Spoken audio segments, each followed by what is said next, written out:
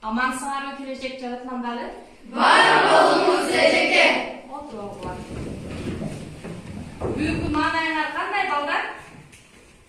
Азаматсыңар. Жыма коопсуздук эрежелери боюнча таанышып билип келүү болгон. Билимиңерди бышыктап алыш үчүн мен силерге видео материалды көрсөтөйүн. Ал боюнча кандай коопсуздук эрежелери сакталбаганлыгын мага айтып бергиле. Видео материалды жакшылап пункт коюп көргүлө.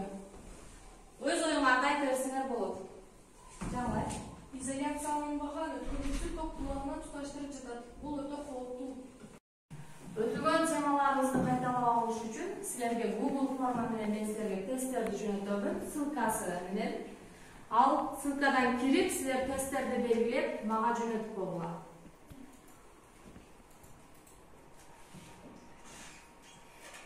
Ссылкага кирсеңер, сөз түрдө аты жөнүңөрдү жазасыңар. Андан кийин берилген тапшырмаларды аткарып, толук түрдө акырында Отправить деген кнопкасын бассаңар, мага келип түшөт.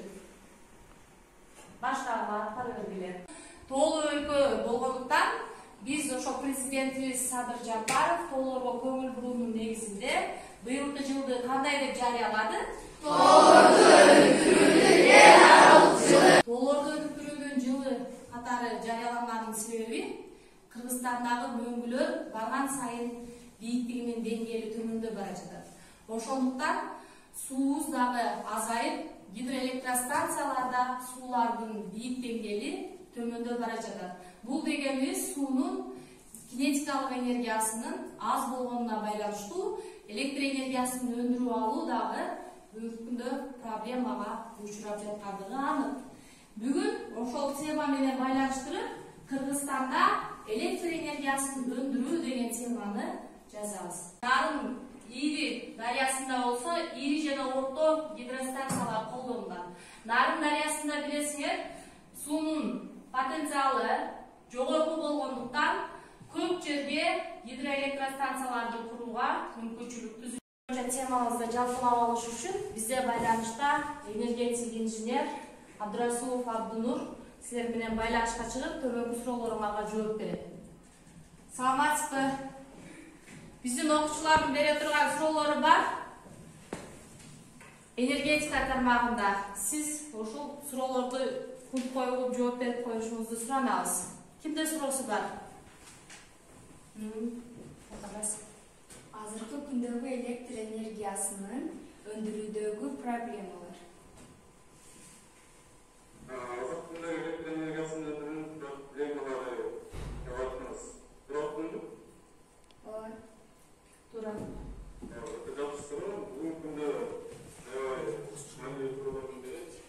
Өткөндө алдыңкы жылда өзүмүздүн биздин Кыргызстандын эң негизги берүүчүсү электр энергиянын иштеп чыгуу берүүчүсү бул гидроэлектростанциялар болуп эсептелет. Илегилек кошууну тандаган окуучулар Лейлек районуна, ал эми Айбүлбүлүнү тандаган окуучулар Баткен районунун тобу болот. Ал эми Кадамжай району болсо, кен байлыктарды тандаган окуучуларга берилет. Биринчи шартыбызда боз үйгө шамалдын механикалык энергиясынан электр энергиясын алабыз. Ал үчүн силерге мен виртуалдык лабораторияда маселе беремин. Кимиңер биринчи бүткөн болсоңор, боз үйдү жандырасыңар. Виртуалдык лабораторияда силерге төмөнгүдөй чынжырчаны түзүп маселе беремин. Анда биринчи бул бизде эмне? Батарея ток булагы, андан кийин өткөргүчкө биз эмнени туташтырайлык? Ажыраткыч туташтыргычты туташтырдык. Андан кийин дагы өткөргүчтү батареянын оң уюлуна туташтырып атамын.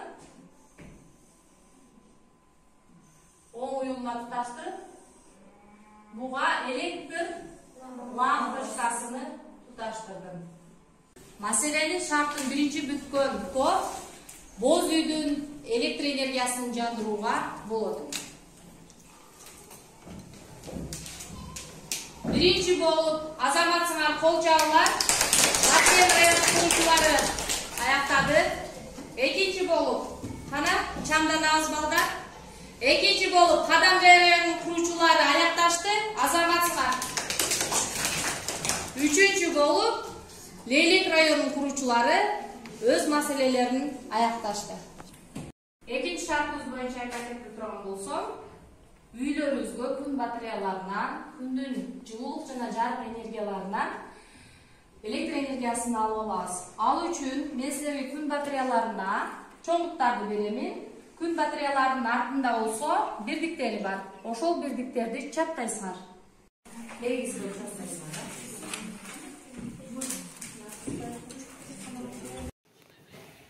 Үчүнчү шартыбызда ар бир райондо өзүнүн дарыялары бар. Ушул дарыялардан биз кичи КЭСтерди куруп, электр энергиясын алабыз. Ал эми тосмолорду болсо, төмөнкү ыраттуулук боюнча толтурасыңар. Биринчиде чоңдук, белгилениши, бирдиги, формуласы, өлчөөчү прибору боюнча. Исфайрам сай дарыясы болсо Кадамжай районунда бар. Сох дарыясы болсо Баткен районунда, Козу Баглан дарыясы Лейлек районунда жайгашкан. Кыргызстанда электр энергиясын өндүрүү боюнча электронду эң көп топтогон Баткен районунун куруучулары жеңүүчү деп табылды. Келип, өз районуңарга электр энергиясын алып келгиле. Кол чабуулар. Ал эми Баткен районунун куруучуларыны биз алтын медалы менен сыйлайбыз. Азаматсыңар. Экинчи орунга болсо Кадамжай районунун куруучулары өзүнүн районуна электр энергиясыны экинчи болуп алып келишти. Кол чабуулар. Азаматсыңар. Аларды күмүш медал менен сыйлайбыз. Ыкчам аракеттердин негизинде Лейлек районундагы куруучулар дагы өзүнүн районуна электр энергиясын алып келишти. Куттуктайбыз. Азаматсыңар. Ал эми бул куруучулар болсо